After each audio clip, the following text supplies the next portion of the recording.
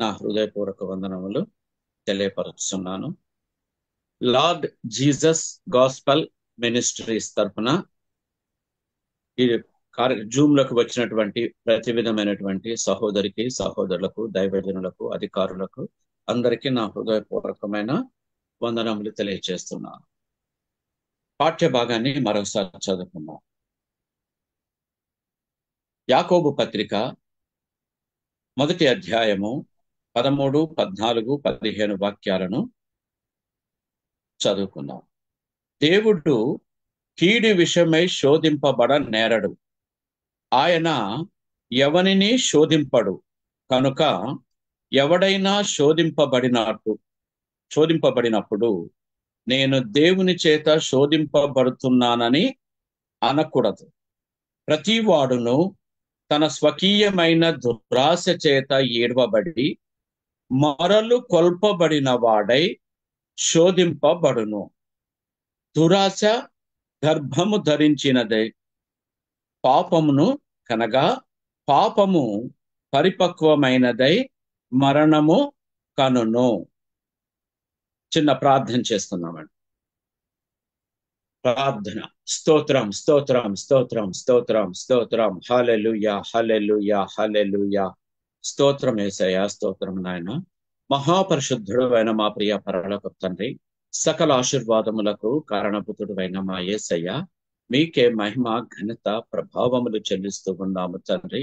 ఈ రోజు ప్రభా, ఈ శనివార కాల సమయంలో తండ్రి వాక్యోపదేశం చేయటానికి తండ్రి నాయన మీరు నాకు ఇచ్చిన ఈ సదావకాశమును బట్టి నాయన మీకు వేలాది స్తుతులు, స్తోత్రాలు తండ్రి.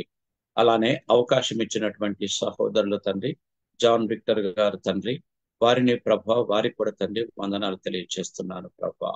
నాయన ఈ రోజు ఈ వాక్యాన్ని ప్రభా ధ్యానం చేయుచుండగా పరిశుద్ధాత్మ దేవ మీ సన్నిధిని ప్రభా నాకు తోడుగా ఉంచండి. మీ మధురమైన మాటలు ప్రభా నా నోట ఉంచండి.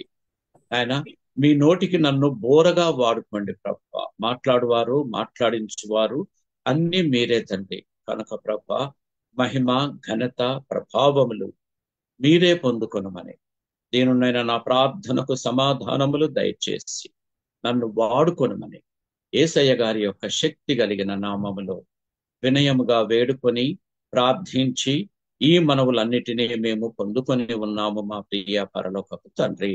ఆమేన్, ఆమేన్. దేవునికి స్తోత్రం. హల్లెలూయా. ప్రియమైనటువంటి సహోదరి సహోదరులారా, చదవబడినటువంటి వాక్యములో దేవుడు కీడు విషయమై శోధింపబడనేరడు. చూసారండి? అంటే మరి దేవుని పేరు ఏంటి?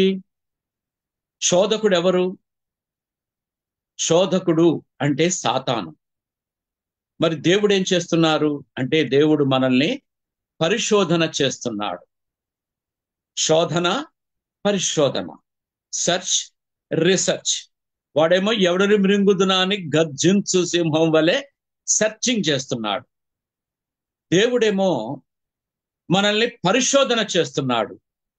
ఇతను ఈ సైతాను యొక్క శోధనలో పడుతున్నాడా, అతని వలలో పడుతున్నాడా, లేదా ఇతను నీతిమంతుడా, యథార్థముడా కాదా అని దేవుడు మనల్ని పరిశోధన చేస్తున్నాడు.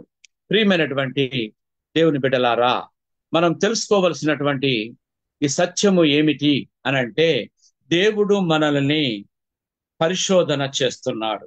ఎందుకు పరిశోధిస్తున్నాడు అని అంటే దేవుడు మనల్నందరినీ పరలోక రాజ్యానికి తీసుకెళ్ళాలి, ఎవరు కూడా నరకానికి వెళ్ళకూడదు అన్నది దేవుని ప్రణాళిక.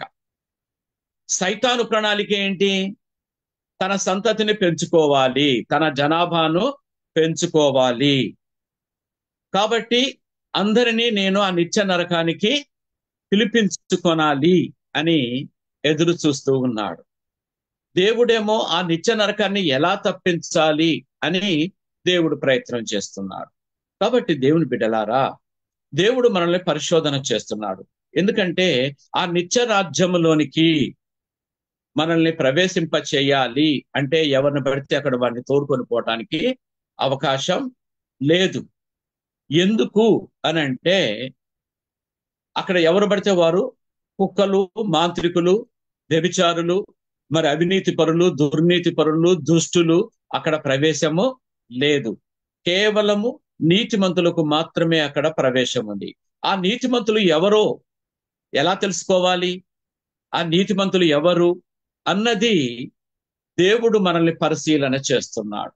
ఎందుకనంటే మనల్ని ఆ నిత్య రాజ్యానికి తీసుకెళ్లాలన్నది దేవుని యొక్క సంకల్పమై ఉన్నది. కాబట్టి దేవుని బిడ్డలారా జ్ఞాపకం చేసుకోండి. కాబట్టి దేవుడు కీడు విషయమై, కీడు అంటే చెడు, చెడు ఉద్దేశముతో అయితే నిన్ను శోధించడు, పరిశోధన చెయ్యడు. నీ మేలు కొరకు, నా మేలు కొరకు మాత్రమే మనల్ని ఆయన పరిశీలన చేస్తూ ఉన్నాడు. అందుకే అంటున్నాడు, పరిశుద్ధమైన బైబిల్ గ్రంథము నుంచి యెషయా గారు రాసిన గ్రంథము 49వ అధ్యాయము, యెషయా గ్రంథము 49వ అధ్యాయము 10వ వాక్యాన్ని మనం గమనించినట్లయితే ఆ వాక్యం మనకు తెలియపరుస్తా ఉందండి. యెషయా గ్రంథము 49వ అధ్యాయము, ఒక నిమిషం నేను కూడా బైబిల్ తీస్తాను.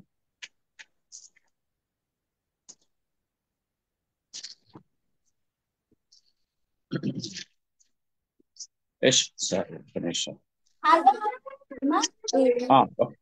49:10 49:10 ఆ మాటను మనం గమనించుకుందాం. వారి యందు కరుణించువాడు వారిని తోడుకొని పోవచ్చు, నీటి బొగ్గల యొద్ద వారిని నడిపించును.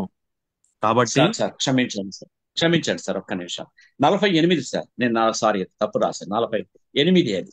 నేను నిన్ను పుటమ వేసి 49:10. ఎస్, నేను పుటము వేసి తిని వెండిని వేసినట్లు కాదు, ఇబ్బంది కొలిమిలో నిన్ను పరీక్షించి తిని. వెండిని వేసినట్లు కాదు, ఇబ్బంది కొలిమిలో నిన్ను పరీక్షించి తిని అది అని ప్రభువు సెలవిస్తూ ఉంది. చాలండి, థ్యాంక్ యూ సార్. కాబట్టి ఇక్కడ ప్రభు చెప్తున్నాడండి, ఏమంటారండి? నిన్ను పుటము వేసి కాదు, వెండిని వేసినట్లు కాదు, ఇబ్బంది అనే కొలిమిలో నిన్ను పరీక్షించి తిని. చూసారండి, ఇందాకేమో శోధన అన్నాడు, పరిశోధన, రీసెర్చ్ అన్నమాట. శోధకుడు అంటే సైతాను, అతడు మనల్ని శోధిస్తాడు. ఆ శోధనకి గురి చేసిన వాడే ఆ శోధనను తట్టుకోలేక మనం ఏం చేస్తామంటే వాని మార్గములో ప్రయాణము చేస్తాం. వాని మార్గములో ప్రయాణం చేస్తే మనం నిత్య నరకానికి పాత్రులం అవుతాం. కాబట్టి ఇక్కడ దేవుడు ఏం చేస్తున్నాడంటే, నిన్ను అంటే వెండికి బంగారానికి పుటం వేసి బంగారం మంచిదా కాదా అని తెలియాలి అని అంటే కంసాల దగ్గరికి పోయినప్పుడు మన చేతుకున్న ఉంగరాన్ని తీసి వెంటనే ఇది బంగారం అనే డబ్బులు ఇచ్చేస్తాడంటే తూకం వేసి ఇవ్వడు కదా. దీంట్లో బంగారం ఎంతుంది, ఇత్తడి ఎంతుంది, ఇంకా రాగి ఎంత కలిసింది, దీని 24 క్యారెట్ల బంగారమా 22 క్యారెట్ల బంగారమా అని పరిశీలన చేసిన తరువాతనే దానికి విలువ కడతారు. దేవుడు కూడా అలాగనే మనల్ని ఇబ్బంది అనే కొలిమిలో పరీక్షిస్తున్నారు అంటున్నాడు. చూడండి, ఇబ్బంది అనే కొలిమి అంటే మనకి శ్రమలు, కష్టాలు, బాధలు వచ్చినప్పుడు మనం ఏమంటామంటే, నాకే ఎందుకు ప్రభువా ఈ కష్టాలు వచ్చినాయి అని దేవుణ్ణి ప్రశ్నించే వారంగా ఉంటున్నాం. దేవుని బిడ్డలారా, ఎప్పుడు కూడా దేవుణ్ణి మనం ప్రశ్నించే వారముగా మనము ఉండకూడదు. ఎందుకంటే ఆయన వాక్కును మనం శిరస్సా వహించాలి. కాబట్టి దేవుని బిడ్డలారా, దేవుణ్ణి ఎప్పుడు మనం ప్రశ్నించే వారముగా ఉండకూడదు. అందుకే అంటున్నాడు, ఆయన ఎవరిని శోధింపడు కనుక ఎవడైనాను శోధింపబడినప్పుడు, కష్టాలు వచ్చినప్పుడు, బాధలు వచ్చినప్పుడు నేను దేవుని చేత శోధింపబడుతున్నానని అనకూడదట. ఈ బంగారం అంటే కష్టము వచ్చినప్పుడు ఈ కష్టాల్లో మీరు నన్ను తట్టుకుని నిలబడగలుగుతారా? ఈ ఆపదలు వచ్చినప్పుడు ఈ ఆపదలను జయించే శక్తి కొరకు నా దగ్గరకు వస్తారా, లేకపోతే మనుషుల దగ్గరకు వెళతారా అని దేవుడు పరిశీలన చేస్తున్నాడు. అంటే ఏదైనా ఇబ్బంది, ఆర్థిక సమస్యలు వచ్చినప్పుడు వస్తాయి, అందరికీ వస్తాయి. ఎంత పెద్ద ధనవంతుడైనా, ఎంత పెద్ద విజ్ఞానవంతుడైనా వానికి కష్టాలు వస్తాయి. వచ్చినప్పుడు మనం దేవుని దగ్గర విచారణ చేసి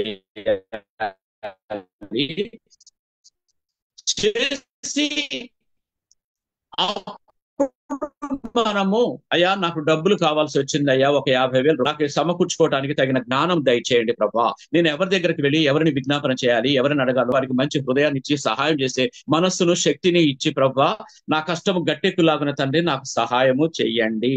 లేదా ప్రభా నేను డబ్బులు ఈ అక్కరత తీరడానికి నాకు కొద్ది సమయాన్నైనా నాకు ఇప్పించండి అని దేవుని దగ్గర విచారణ చేసి అప్పుడు మన ప్రయత్నాలు మనం మొదలు పెట్టాలి.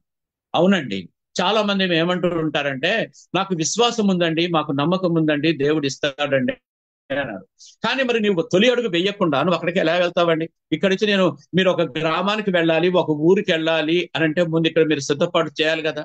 సిద్ధపాటు చేసుకొని దేవుణ్ణి ప్రార్థన చేసుకొని మీరు వెళ్ళాలి. అంతేగాని సిద్ధపాటు లేకుండా మనం ఎలా వెళ్తామండి అక్కడికి? నాకు సిద్ధపాటు ఉంది, దేవుడు నన్ను ఖచ్చితంగా తీసుకెళ్తాడని చెప్పి ఇక్కడే కూర్చొని ఉంటే నువ్వు అడుగు బయటికి పెట్టకుండా నువ్వు ఎలా అని ఎవరు లేపుకొని పోతారా అండి?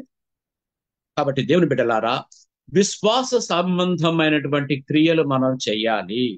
అందుకే ఆ క్రియలు చేస్తున్నావా లేదా అని దేవుడు నిన్ను పరిశీలన చేస్తున్నాడు. చూడండి, మనకు అర్థం కావడం కొరకు ఒక చక్కని విషయాన్ని నేను తెలియపరుస్తాను.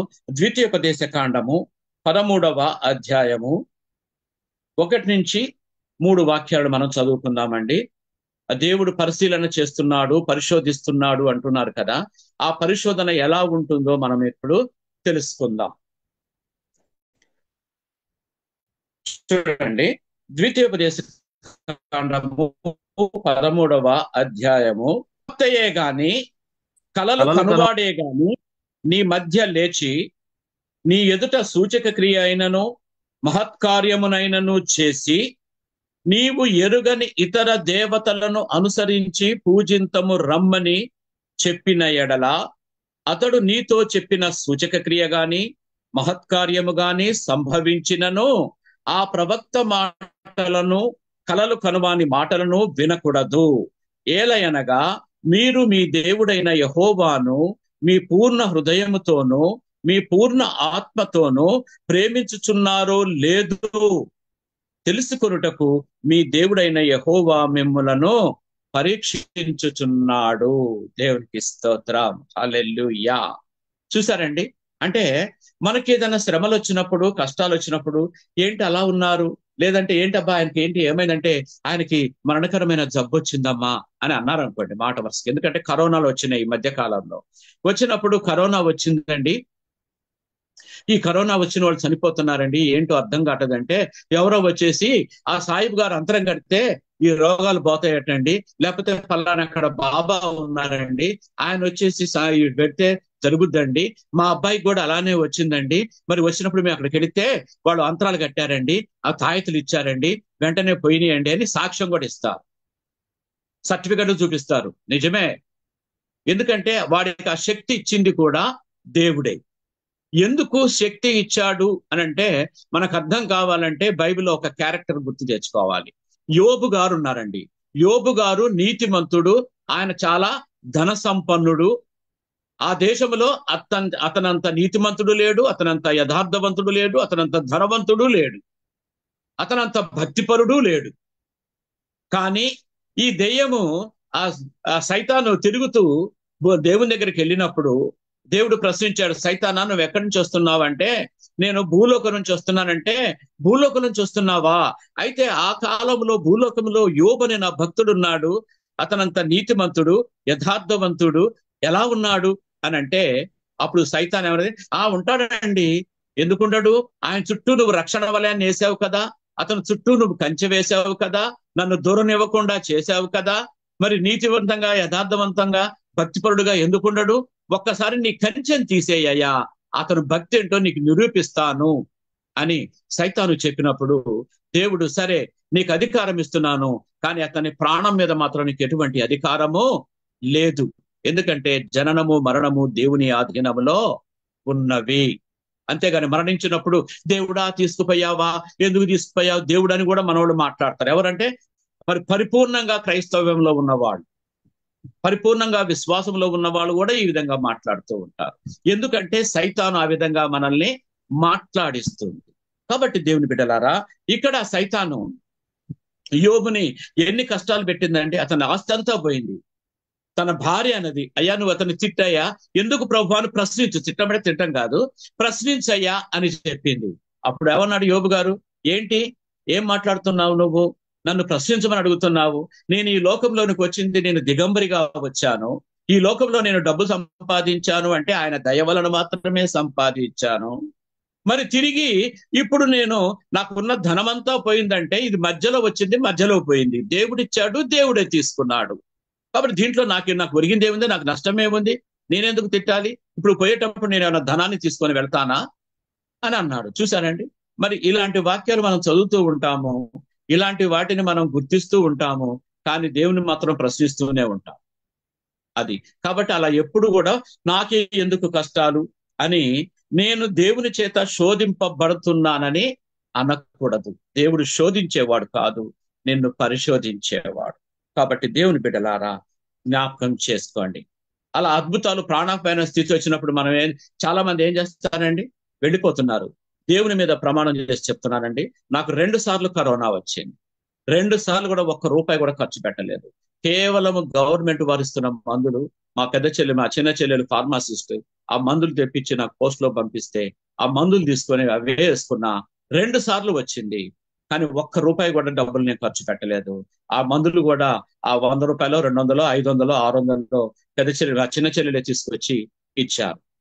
మరి చెప్పండి ఎందుకు అనంటే నీ నీతి, నీ యథార్థత, నీ భక్తి, నీ విశ్వాసం, నీ నమ్మకం నిన్ను బతికిస్తుంది. అది విశ్వాస సహితమైన ప్రార్థనలు రోగిని స్వస్థపరుస్తాయని వాక్యం సెలవిస్తుంది. మన ఆ విశ్వాసాన్ని కోల్పోయి ఏం చేస్తున్నామంటే శ్రమలు వచ్చినప్పుడు ఆ శ్రమలను సహించే శక్తిని, జయించే శక్తిని మాకు దయచేయండి ప్రభువా అని అడగాలి. అంతేగాని ఈ సమస్య వచ్చింది, ఈ కష్టం నుంచి బయటపడే శక్తిని నాకు దయచేయండి, తెలివితేటలు దయచేయండి, జ్ఞానము దయచేయండి ప్రభువా, ఈ సమస్యను ఎలా ఎదిరించాలి, ఈ సమస్యను ఎలా ఎదుర్కొనాలి అని మరి దేవుణ్ణి మనం అడగాలి. నిజంగా దేవుని బిడ్డలారా, నేను సత్యంగా మనందరూ మన బిడ్డలే కాబట్టి నేను చెప్తున్నాను. మరి దీన్ని రికార్డు కూడా చేస్తున్నారట్టున్నారు. సరే, ఎందుకంటే నా ఉద్యోగంలో కూడా నాకు ఎన్నో వేదనలు కలిగినాయి, శోధనలు కలిగినాయి. అయినా సరే నా మీద ఎంతో తిరుగుబాటు జరిగింది. అయినా సరే నేను ఉన్న ప్రాంతం నుంచి బయటికి వెళ్ళలేదు, దేవుని దగ్గర నమ్మకంగా ఉన్నాను. దేవుడే మరి నా మీద వేసినటువంటి ప్రతిదీ కూడా కొట్టివేసి నన్ను అజేయుడిగా నిలిపాడు. దేవునికి స్తోత్రం. ఇది నా గొప్పతనం కొరకు చెప్తున్న మాటలు కాదండి, ఇవి మీకు కూడా ఒక ఇన్స్పిరేషనల్ గా ఉంటుందని మాత్రమే చెబుతున్నాను, కానీ నా ఘనత కొరకు, నా మెప్పు కొరకు కాదండి. దయచేసి నన్ను క్షమించండి. కాబట్టి దేవుని బిడ్డలారా, మరి ఎందుకు మనకి శ్రమలు వస్తున్నాయి, ఎందుకు మనకి వేదనలు కలుగుతున్నాయి అని అంటే ఇక్కడ 14వ వాక్యం చెప్తుందండి, ప్రతివాడు తన స్వకీయమైన దురాశ చేత ఏడవబడి. ప్రతివాడు, నీవని కాదు, నేనని కాదు, భక్తుడని కాదు, పాస్టర్ గారని కాదు, ఎవరని విశ్వాసని కాదు, ఎవడైనా సరే మనుషుడు. ఎందుకంటే ఆదాము నుంచి సంక్రమించినటువంటి పాపము మనల్ని వెంటాడుతుంది. కాబట్టి ప్రతివాడు తన స్వకీయమైన అంటే తన సొంత బుద్ధితోని, వాక్యం కూడా ఎలా ఉంటుందంటే అండి, 2 అంచుల ఖడ్గము కలిగినటువంటిది వాక్యం. అవునండి, వాక్యము 2 అంచులు ఉంటాయి. ఆ వాక్యాన్ని ఒకవైపు చూసి రెండో వైపు కూడా దాన్ని మనము తప్పించుకొని పోవడం కొరకు విశ్వ ప్రయత్నం చేస్తుంటాం. ఎందుకనంటే ఒక ఉదాహరణ చెప్తానండి. మీరు సువార్తకు వెళుతున్నప్పుడు మీ కాళ్ళకు చెప్పులనైనాను జోలెనైనాను మీరు తీసుకొని వెళ్ళకూడదు అని ఒక చోట వాక్యం ఉందండి. మరో చోట ఏముంది, మీరు వెళుతున్నప్పుడు మీ కాళ్ళకి చెప్పులు వేసుకోవాలని, మీరు జోలె వేసుకోవాలని, ఆ ఇంటికి వెళ్ళి మీరు అక్కడ వారిని మీరు ఆశీర్వదించాలని కూడా ఉంది. ఇది నిజమనండి. కాబట్టి ఆ సందర్భాన్ని బట్టి ప్రభు చెప్తున్నాడు, ఆ సందర్భాన్ని బట్టి మాటలు చెప్తున్నాడు. ఇంకా మీకు అర్థం కావాలంటే ఒక విషయం చెప్తానండి. మనం ఏమంటారంటే చాలా మంది ఏమంటారంటే ఆ విగ్రహాల దగ్గర కోసి తినకూడదండి అని మనం చెప్తూ ఉంటాం. కొందరు ఏంటారు చెప్తారా, తినొచ్చండి ఏం కాదండి అంటాడు. అరే ప్రభు చెప్పాడండి విగ్రహాల దగ్గర కోసి తినకూడదండి, వాళ్ళ ప్రసాదాలు మనం తినకూడదండి అని ప్రభు వాక్యం చెప్తుందండి అంటే, అదే ప్రభు వాక్యం చెప్తుందండి మనం తీసుకునేటప్పుడు ప్రార్థన చేసుకొని లోపలికి తీసుకుంటే అది పవిత్రపరచబడుతుంది, నీకు శాపం రాదండి, కానీ నీ హృదయంలోంచి బయటకు వచ్చేది అపవిత్రములైనవండి అంటున్నారు. నిజమే, అది కూడా వాక్యమే, ఇది కూడా వాక్యమే. అంటే మనుషులు ఎలా ఉన్నారు, సేవకులు కూడా ఎలా ఉంటున్నారంటే వాళ్ళకి ఏ వాక్యము సరిపోద్దో ఆ వాక్య ప్రకారము ఆలోచన చేస్తూ ఉన్నారు. స్వకీయమైన సొంత తెలివితేటలతోటి ప్రభు దగ్గర విచారణ చేయటం లేదు. యేసయ్య గారి దగ్గరకు వచ్చి పాదాలు పట్టుకొని బ్రతిమలాడటం లేదు. తన స్వకీయమైన దురాశల చేత, దురాశ మనం అందరం చదువుకున్నాం, దురాశ దుఃఖమునకు చేటు. మరి ఇట్లా దురాశలు కలిగి ఉండి మనము దుఃఖం తెచ్చుకోవడము అవసరం అంటారా? జ్ఞాపకం చేసుకోండి ప్రియమైనటువంటి దైవ జనాంగమా. అందుకే అంటున్నాడు ఇక్కడ, ప్రతివాడు స్వకీయమైన దురాశ చేత ఏడవబడి మరలు కొల్పబడిన వాడై, అతడు నీతిమంతుడు అయినప్పటికీ, భక్తిపరుడు అయినప్పటికీ దురాశ చేత మరలు కొల్పబడతాడు. అంటే డైవర్టెడ్ అన్నమాట. ఎలాగూ అంటే మనకందరికి బైబిల్లో తెలిసిన ఒక వాక్యాన్ని చెప్తానండి. మనకందరికి తెలుసు, బిలాము బోధ యోధా పత్రికలో ఉంటుంది, 1వ అధ్యాయం 11లో ఉంటుంది. ఏముంటుందంటే, అయ్యో వారికి శ్రమ, అయ్యో వారికి కష్టాలు. ఎవరికట? కయ్యూను మార్గములో నడిచిన వారికి, బిలాము మార్గములో నడిచిన వారికి, కోరాహు మార్గములో నడిచిన వారికి అని 3 పేర్లు తెలియజేస్తున్నాడు. ఈ 3 పేర్లలో ఈ 3 లక్షణాలను కలిగి ఉండి వారి బాటలో ప్రయాణించే వారికి శ్రమ. ఆమేన్, ఆమేన్. మరి బిలాము గారు గురించి మనకు తెలిసిన మాట ఏంటంటే, బిలాము గొప్ప ప్రవక్త, ఇశ్రాయేలీయేతరుడు. అంటే ఇశ్రాయేలు జనాంగం కాదండి, ఇశ్రాయేలీయేతరుడు, వేరేవాడు అనమాట, నాన్ ఇజ్రాయెల్స్. కాబట్టి అయినా సరే దేవుడు అతన్ని ప్రవక్తగా ఎన్నుకున్నాడు. చక్కగా మరి వినయ విధేయతలతో ఉన్నాడు, భక్తి శ్రద్ధలతో ఉన్నాడు. దేవుడు తరచూ అతనితో మాట్లాడుతున్నాడు. దేవుడు మాట్లాడుతున్నాడంటే భక్తి లేని వాళ్ళతో మాట్లాడతాడండి? దేవుడు మాట్లాడాడు అంటే ఖచ్చితంగా అతనిలో మారు మనసు, పశ్చాత్తాపం ఉంటేనే, ప్రాయశ్చిత్తం కలుగుతుంది అనుకుంటేనే మాట్లాడతాడు. సౌలుతో మాట్లాడాడు, పౌలుగా మార్చాడు. ఇక్కడ బిలాముతో మాట్లాడుతున్నాడు. ఆ బిలాము కూడా అక్కడంటే ఇశ్రాయేల్ జనాంగం అక్కడికి వచ్చినప్పుడు, బాలాకు దగ్గరికి ఆ దేశంలోనికి వచ్చినప్పుడు బాలాకు భయపడిపోయి, అయ్యా ఇదంతా మరి మీకు సంఖ్యాకాండంలో ఉంటుందండి, వివరించాలంటే సమయం లేదు కాబట్టి నేను నేరేషన్ చెప్తున్నాను. అక్కడ ఆ బాలాకు ఏం చేశాడంటే, ఈ బిలామును గురించి తెలుసుకొని, అక్కడ ఒక ప్రవక్త ఉన్నాడు, ఆ ప్రవక్త దగ్గరికి వెళ్ళండి, అతను అవునంటే అవును, కాదంటే కాదు, కాబట్టి అతని దగ్గరికి వెళ్ళి ప్రార్థన, మీరు విజ్ఞాపనలు చెయ్యండి, కొంత డబ్బు తీసుకెళ్ళండి, డబ్బు ఇస్తానని చెప్పండి అని అంటే, వీళ్ళు వెళ్ళి అక్కడికి చెప్పారు. బిలాము గారి దగ్గరికి వెళ్ళారు. అయ్యా బిలాము గారు, మమ్మల్ని బాలాకు అనే రాజుగారు పంపించారండి, ఆ రాజుగారు పంపించారు కాబట్టి మీరు వచ్చేసి ఆ ఇశ్రాయేలు ప్రజల్ని మీరు శాపం ఇవ్వండి, ఆ ఇశ్రాయేలు ప్రజల్ని మీరు శాపం ఇస్తే ఆ శాపం వాళ్ళకి తగిలి బలహీనులు అవుతారు, అప్పుడు మా రాజుగారు బాలాకు బలం పొంది వాళ్ళ మీద విజయాన్ని పొందుకుంటాడండి, అప్పుడు దేవుడు మీకు ఆశీర్వదిస్తారండి అని అన్నారు. అన్నప్పుడు వెంటనే బిలాము గారు ఏం చేశారంటే, ఆగండి ఈ రాత్రి ఇక్కడ కూర్చోండి అని చెప్పేసి ఆయన దేవుని దగ్గర ప్రార్థన చేయటం మొదలు పెట్టాడు. నేను దేవుడిని విచారణ చేస్తాను, నేను దేవుని దగ్గర విచారణ చేస్తాను, ఆ విచారణ చేసిన తర్వాత మీకు తెలియచేస్తాను అని చెప్పాడు. ఆ రోజు అనుకోకుండానే దేవుడు, యెహోవా దేవుడు బిలాముతో మాట్లాడాడు. అయ్యా వాళ్ళు నా పేరు పెట్టబడిన నా జనాంగం, ఇశ్రాయేలు ప్రజలు, కాబట్టి వాళ్ళని శపించొద్దు, వాళ్ళని నీవు దీవించు అన్నాడు. బానే ఉందండి. ఇక్కడ వరకు దేవుడు మాట్లాడాడు, దేవుని దగ్గర విచారణ చేశాడు, దేవుడు ప్రత్యక్షమయ్యాడు, ఏం చెయ్యాలో చెప్పాడు. మీరు అమలుపరచాలి కదండి. ఇక్కడే వచ్చింది అసలు ప్రాబ్లం. వచ్చినప్పుడు ఇప్పుడు చెప్పాడు, అయ్యా మీరు వెళ్ళిపోండి, నేను రాను, నా ప్రభు రావద్దని చెప్పాడు అని చెప్పి అన్నాడు. వీళ్ళు వెళ్ళిపోయారు. బిలాముతో మాట్లాడారు. బిలాముతో మాట్లాడి మళ్ళీ కొంతమందిని పంపించాడు. అయినా సరే మళ్ళీ మొదటిసారిగా దేవుడు చెప్పాడు కదా, నువ్వు వాళ్ళ దగ్గర నువ్వు శపించొద్దు, వాళ్ళని ఆశీర్వదించమని చెప్పాడు కదా, మరి ఆ మాట రెండోసారి వచ్చినప్పుడు సేమ్ ఇదే మాట చెప్పాలి కదా. మళ్ళీ దేవుడి దగ్గర అడిగాను, అయ్యా యెహోవా దేవా, మరిగో బాలాకు మళ్ళీ మనుషులను పంపించాడయ్యా, ఇదిగో ఇంటెడు వెండి బంగారం ఇస్తానని చెప్పి అన్నారు. అదే మాటలు వాళ్ళు వచ్చి సేవకులు వచ్చి చెప్పారు. ఇదే మాటను మళ్ళీ దేవుడి దగ్గర అడుగుతున్నాడు. ఎందుకు పదే అడుగుతున్నాడు? దేవుడు ఏమైనా ఆడి తప్పడానికి నరమాత్రుడా? ముందు వెళ్ళొద్దు అని చెప్పు, ఆశీర్వదించమని చెప్పినాడు, ఆ సర్లే ఎల్లు, వాళ్ళని శపించు, ఇశ్రాయేల్ ప్రజలను శపించని మాట మారుస్తాడా? ఆ మాత్రము కామన్ సెన్స్ లేదా అతనికి? చూడండి, మనము కూడా అప్పుడప్పుడు ఇలానే మనం వ్యర్థమైనటువంటి ఆలోచనలు చేస్తా ఉంటాం. బిలాము ఏమన్నాడు చివరికి, సరే అయ్యా నువ్వు చెప్పినట్టే నేను చేస్తానన్నాడు. అయినా దేవుడు అతని అంతరేంద్రియాలను, ఆయన అంతరంగాన్ని పరిశీలించినటువంటి దేవుడు కాబట్టి వెంటనే అన్నాడు, సరే నువ్వు వెళ్ళయ్యా అన్నాడు. అనేసి నువ్వు వెళ్లకుండా నేను చేస్తానని చెప్పి గాడితో మాట్లాడిచ్చేసి అదంతా స్టోరీ జరిగింది. చివరికి వెళ్ళాడు. వెళ్ళిన తర్వాత వాళ్ళకి శాపం అయితే ఇవ్వలేదు.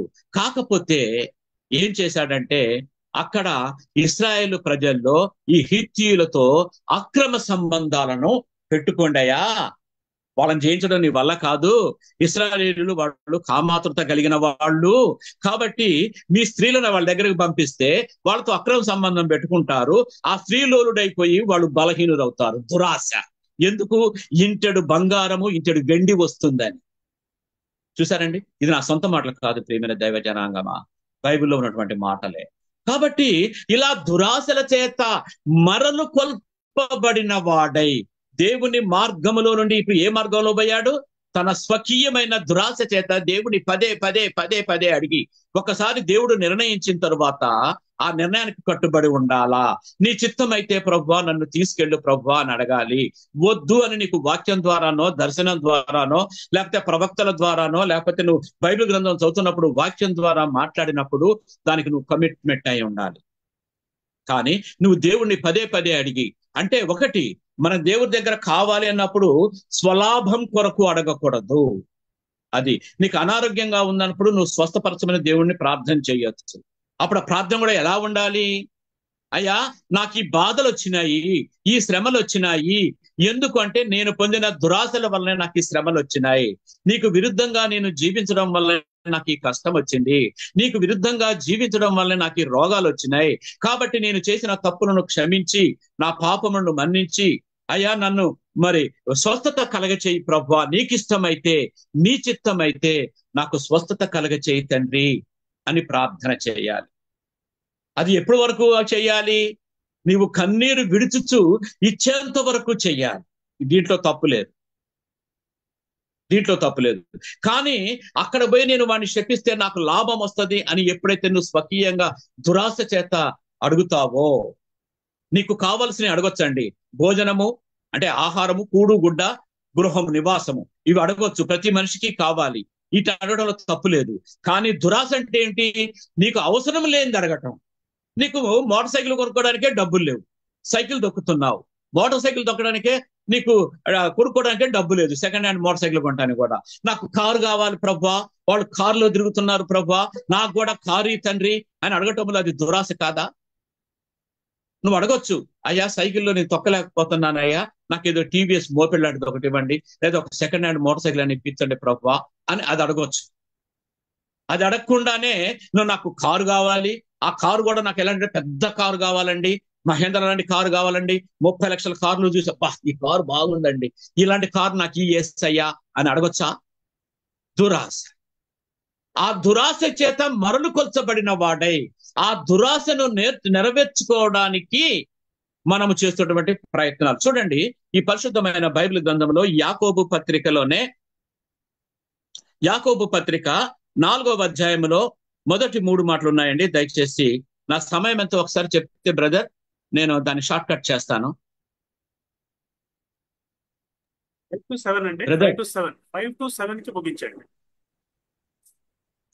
అన్న. 5 to 7 కి. ఆ. ఓకే ఓకే, రైట్ రైట్, అంటే ఇంకో 10 నిమిషాల్లో ఉంది.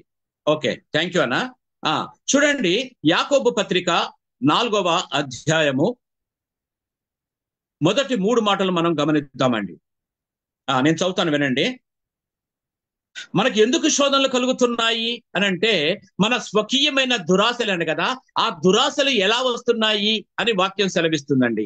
మీలో యుద్ధములను పోరాటములను దేని నుండి కలుగుతున్నవి? మీ అవయవములలో పోరాడు మీ భోగేచ్ఛల నుండియే కదా. ఆమేన్. నీ శరీర ఆశలను బట్టే కదా, నీ భోగేచ్ఛలను బట్టే కదా, నీ దురాలోచనలు బట్టే కదా, నీ శరీర ఆలోచనలు బట్టే కదా మీరు శోధింపబడుతున్నారు కదండి. అది చూడండి, ఎలాగూ అంటే మనకు అర్థం కావడం కొరకు నేను చిన్నగా ఒక విషయాన్ని తెలియజేస్తున్నాను. ఏమంటే మన ఇంట్లో ఒక మామూలు టీవీ ఉందండి, ఏదో మామూలు డెస్క్ టేబుల్ మీద పెట్టుకునే టీవీ ఒకటి ఉంది. ఆ టీవీతో చూస్తున్నావు. మరి మనకి ఇంకా పెద్ద టీవీలు కొనుక్కోవడానికి మనకి శక్తి లేదు, సామర్థ్యం లేదు. కానీ ఎవడో వచ్చేసి ఏంటి నీకు ఇంకా చిన్న టీవీనా, ఈ టీవీలో ఎవడు వాడుతున్నాడు అక్క, లేకపోతే ఎవడు వాడుతున్నారు బావా అని ఏదో వాయు వరుసలు కలిపేసి ఈ టీవీ కాదు పెద్ద టీవీ కొనుక్కో అని అన్నాడు అనుకోండి. ఎంత అయితే అక్క అంటే ఒక 60,000 అయిద్దండి అని అన్నాడు అనుకోండి. ఇప్పుడు ఈ 60,000 పెట్టి డబ్బు లేనప్పుడు వీడు అప్పు తెచ్చుకొని చేసుకోవాలా? అంత అవసరమా? ఆ చిన్న టీవీలో చూసేది అదే ప్రోగ్రాము, ఆ పెద్ద టీవీలో చూసేది అదే ప్రోగ్రాము. కాబట్టి నీకున్న దాంట్లోంచి నువ్వు తృప్తి పట్టడం నేర్చుకోవాలి. అది నువ్వు ఉన్న దాంతోనే తృప్తి పట్టడం నేర్చుకోవాలి. అలా తృప్తి పడుతున్నావా? పరిశుద్ధమైన బైబిల్ గ్రంథంలో చెప్తుందండి. ఏమంటుందంటే 1 తిమోతి పత్రిక 6వ అధ్యాయము 8వ వాక్యములో మనం చూస్తున్నామండి. 1 తిమోతి పత్రిక 6వ అధ్యాయము 8వ వాక్యాన్ని మనం చూసినట్లయితే దేవుడు మనకు తెలియచేస్తున్నాడండి. ఏమంటాడంటే, కాగా అన్న వస్త్రములు గలవారమయుండి వాటితో తృప్తి పొందెదము. దేవునికి స్తోత్రం. చూసారండి, అన్న వస్త్రములు కలవారమై ఉంటే చాలు, దాంతో తృప్తి పొందాలి.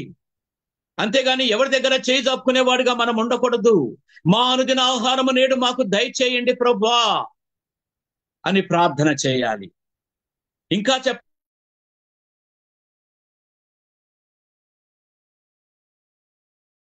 చెప్పాలి అంటే ఆ అడవి పూలు గడ్డి పూలు సలోమోను చక్రవర్తి కూడా అంత అందమైన వస్త్రాలు వేసుకోలేదు. అలాగ మిమ్మల్ని గడ్డిపోతలైన మిమ్మల్ని నేను అలంకరించాను అని ప్రభు చెప్తున్నాడు. మరి అలాంటి విశ్వాసం మనలో ఉందా? ప్రభు అంటాడు, అల్ప విశ్వాసులారా అని మనల్ని ప్రశ్నిస్తూ ఉన్నాడు.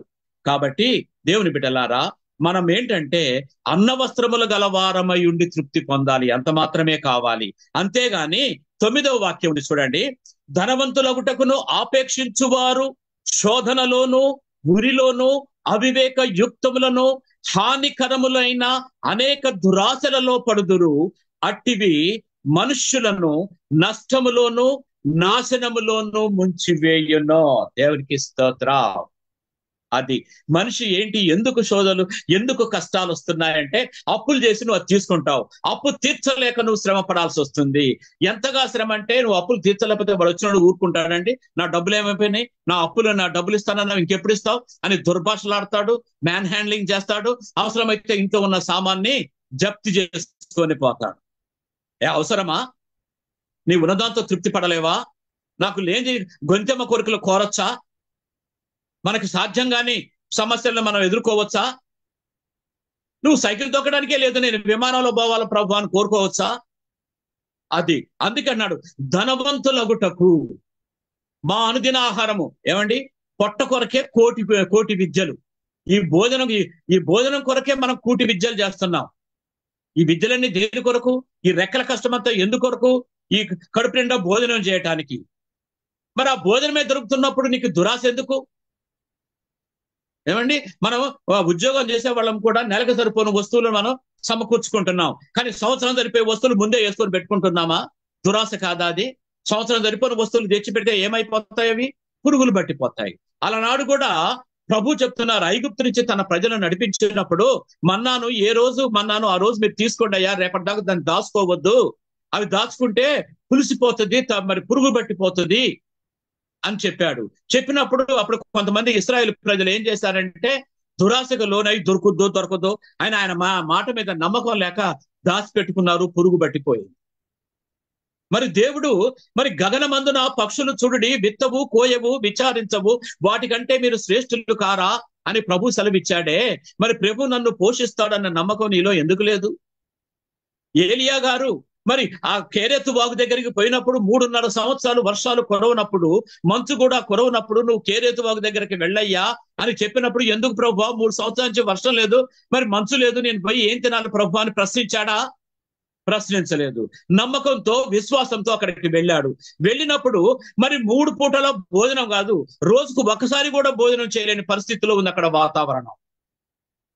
అక్కడ మరి సారపాత్రున్నటువంటి విధవరాలు కూడా కొన్ని రోజుల నుంచి భోజనం చేసుకోక తన కుమారుడికి మరి ఉన్న కొద్దిగా పిండిని రొట్టె చేసి వాడిని బతికించుకుంటా, నేను చనిపోయినా పర్వాలేదని చెప్పేసి అప్పటికి ఉపవాసం ఉన్నటువంటి, అంటే భోజనాలు లేక మరి ఎంటీ స్టమక్ ఉన్నటువంటి ఆమె మరి ఆ రొట్టెని తీసుకొని పోయి ఏలియా గారికి ఇచ్చినప్పుడు, అంతకంటే ముందుగా ఏలియా గారు అక్కడ ఉన్నప్పుడు మరి ఏలియా గారు ఏం తినాలి ఏం తగదని అని విచారణ చేశాట. ప్రభు దగ్గర ప్రార్థన చేశాడు. కాకుల చేత మాంసమును రొట్టెను పంపించాడు. దేవునికి స్తోత్రం.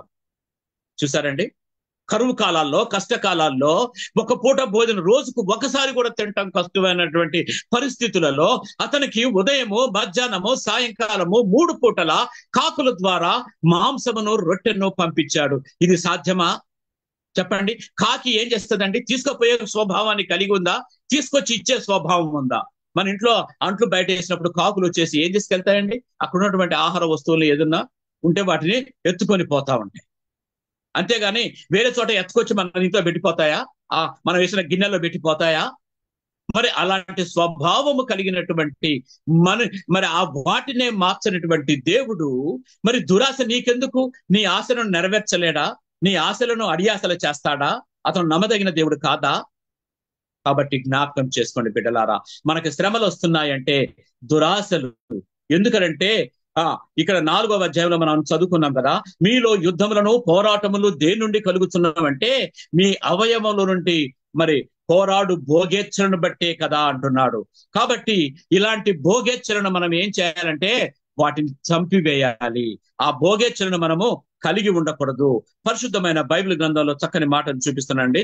కొలస్సీ పత్రిక 3వ అధ్యాయము 5వ మాటను చూస్తున్నానండి. కొలస్సీ పత్రిక అపోస్తలుడైన పౌలు కొలస్సీలకు రాసినటువంటి పత్రిక. ఓకే, పని చేస్తున్నానండి.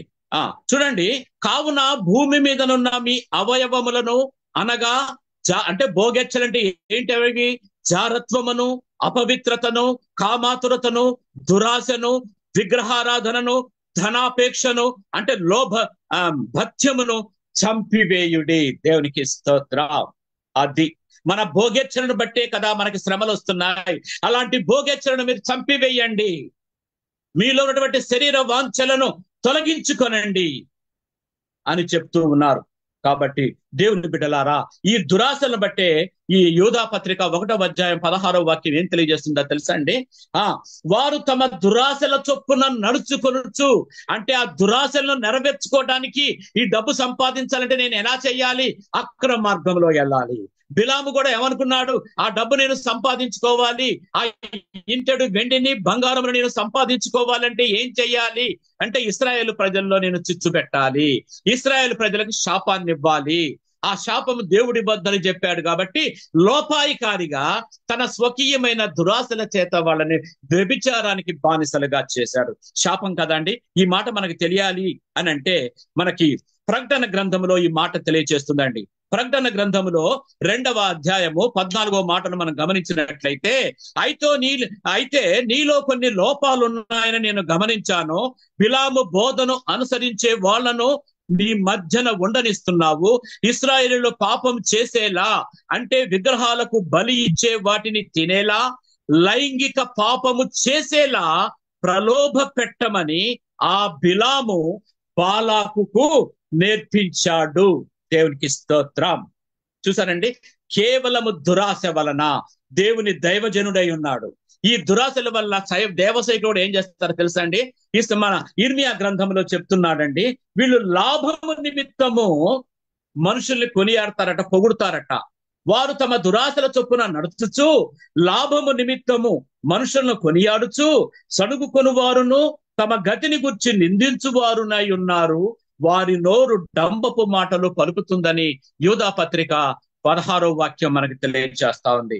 కాబట్టి ఇక్కడ ఏమంటాడంటే, ఇర్మియా గ్రంథము 6వ అధ్యాయము 4వ మాటను చదివి నేను ముగించేస్తున్నానండి. సమాధానము లేని సమయమున సమాధానమని చెప్పుచు ప్రజలకున్న గాయములను పైపైన మాత్రమే బాగు చేయుచున్నారు. దానికంటే ముందుగా వాక్యాన్ని మనం చూసినట్లయితే, వాళ్ళు ప్రవక్తలేమి, యాజకులేమి, బోధకులేమి అందరూ పాపము చేసి ఉన్నారు. అందరూ కూడా తమ స్వకీయమైన దురాశల చేత సమాధానము లేని చోట సమాధానం కలుగుతుందమ్మా అంటంతోనే, ఏం పర్వాలేదమ్మా దేవుని రోగం తీసేస్తాడు అంటంతోనే ప్రార్థన చేస్తే, నేను దేవుడు ఇప్పుడే బంధించును గాక, ఇప్పుడే నీ రోగమును తీసివేయును గాక అని, ఇప్పుడే రైట్ నౌ అని ప్రార్థన చేస్తారు. డంబపు ప్రార్థనలు. సమాధానము లేని చోట సమాధానములు. నీ చిత్తమైతే ఇతన్ని ముట్టు ప్రభువా, ఇతని నీతిని బట్టి, ఇతని యథార్థతను బట్టి, ఇతని భక్తిని బట్టి, ఇతని విశ్వాసమును బట్టి స్వస్థపరచు ప్రభువా అని ప్రార్థన చేయాలి. కానీ అలా చెయ్యరు. ఇప్పుడే right now heal him my lord, ఇప్పుడే నువ్వు ఆత్మ దిగిరావును గాక, ఇప్పుడే ముట్టును గాక అంటారు. అని ఎందుకు అలా ప్రార్థన చేసినప్పుడు వెంటనే ఆ రోగంతో ఉన్నవాడు, ఆ కుటుంబీకులు, అమ్మో అయ్యగారు ప్రార్థన చేశాడు, ఈ అయ్యగారు ప్రార్థన చేస్తే ఎమ్మటే నయం అయిపోద్దని చెప్పేసి ఇంట్లో పోయి తినో తినకో ఏదో డబ్బులు ఖర్చు పెట్టుకుని 100-50 ఒకటి తీసుకొచ్చారు అయ్యగారి చేతిలో. పెట్టేస్తారు. అలాంటి వారి కొరకు వీరు సమాధానము లేని చోట సమాధానము సమాధానము అని చెప్పి ఆ రోగులను పైనే వాళ్ళకి బాగు చేస్తారట. ఇలాంటి వారు ఏంటయ్యా అంటే స్వకీయమైన దురాశలు. ఇలా దురాశలు చేసేవారు ఆ కయ్యేను మొదలుకొని బిలాము, అలాగనే బాలాకు, అలాగనే ఇప్పుడు కోరాహు, అలాగనే నేడు ఎంతో మంది అబద్ధ సేవకులు, బిలాము బోధ చేస్తున్న సేవకులు అందరూ నిత్య నరకంలోకి వెళుతున్నారు. కాబట్టి దేవుని బిడ్డలారా, నీవైనా నేనైనా విశ్వాసిగా ఉన్నామంటే మన స్వకీయమైన దురాశల చేత మనం ఉన్న భక్తి నుంచి తప్పించుకొని ఆ భక్తిని మార్చుకొని స్వకీయమైన మన సొంత ఆలోచన చొప్పున మనము ఆ తప్పుడు మార్గంలో ప్రయాణం చేయొద్దని, దురాశలకు మరి మనము ఆ నష్టాన్ని మనం తెచ్చుకోవద్దని, ఆ దురాశల వల్ల కలిగే ఫలితాన్ని మనం పొందొద్దని, మన ఆత్మలను సురక్షితంగా ఉంచుకోవాలని, నిత్య రాజ్యానికి వెళ్ళాలని తెలియజేస్తూ ఇది నా కొద్ది మాటలు ప్రభు తన వినికిడిలో ఆశీర్వదించును గాక. సమయం ఇచ్చిన దైవజనులకు అందరికీ, విన్నటువంటి మీకు అందరికీ ప్రభు నామములో వందనాలు తెలియజేస్తున్నానండి. Thank you one and all. Thank you sir గారు. తదుపరి ముగింపు ప్రార్థన శ్రీమతి అఖిల గారు కైకలూరు నుండి ప్రార్థన చేస్తారు. అందరికీ వందనాలండి. చిన్న ప్రార్థన చేసుకుందాము. ప్రేమ కలిగిన ప్రభువా, దయగలిగిన యేసయ్య, నీ పాదాలకు లెక్కలేని స్తుతులు స్తోత్రములు చెల్లించుకుంటున్నాం ప్రభువా. ఈ ప్రేమకు వచ్చిన ప్రతి ఒక్కరిని బట్టి నీకు వందనములు ప్రభువా. పాడిన పాటల ద్వారా, వాక్యం ద్వారా ప్రభువా మీరే మహిమ పొందారని మేము నమ్ముతున్నామయ్యా. ప్రభా, మాకు అందజేయబడిన వాక్యం బట్టి నీకు వందనములు ప్రభా. ఈ వాక్యం విని ప్రభా విడిచిపెట్టే వారిలాగా కాకుండా ప్రభా మా హృదయాల్లో దాన్ని భద్రపరచుకోవడానికి సహాయం చేయండి ప్రభా. మా లైఫ్ లో దాన్ని అప్లై చేసుకునే విధంగా మాకు సహాయం దయచేయండి ప్రభా. విశ్వాస సంబంధమైన క్రియలు ప్రభా మేము చేయడానికి మాకు సహాయం దయచేయండి ప్రభా. దురాశలకు దూరంగా మేము జీవించడానికి మాకు సహాయం దయచేయండి ప్రభా.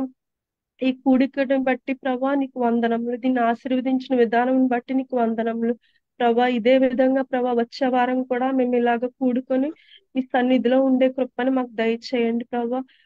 ఈ చిన్న ప్రార్థన మీ పాదాల సన్నిధికి చేర్చుకొనమని యేసు నామమున వేడుకుంటున్నాం తండ్రి. ఆమేన్. థ్యాంక్ యూ మేడం గారు. తదుపరి ఆశీర్వాద ప్రార్థన జే ముఖర్జీ గారు ఫ్రమ్ భద్రాచలం నుండి సార్ గారు ఆశీర్వాద ప్రార్థన చేస్తారు. ఓకే, ఆశీర్వాదం తీసుకుందామండి.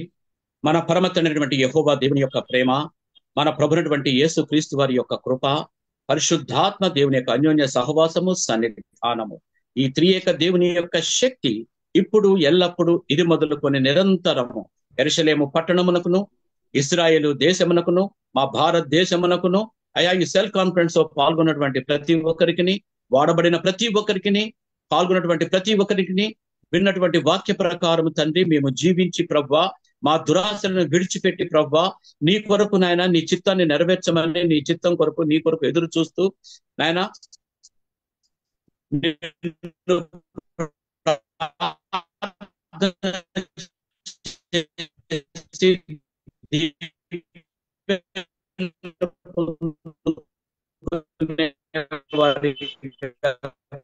కావలసిన జ్ఞానము మాకు దయచేసి కాపాడును గాక.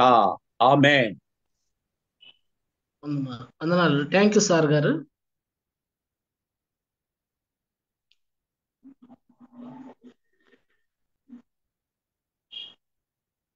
ఇప్పటిదాకా ప్రారంభం నుండి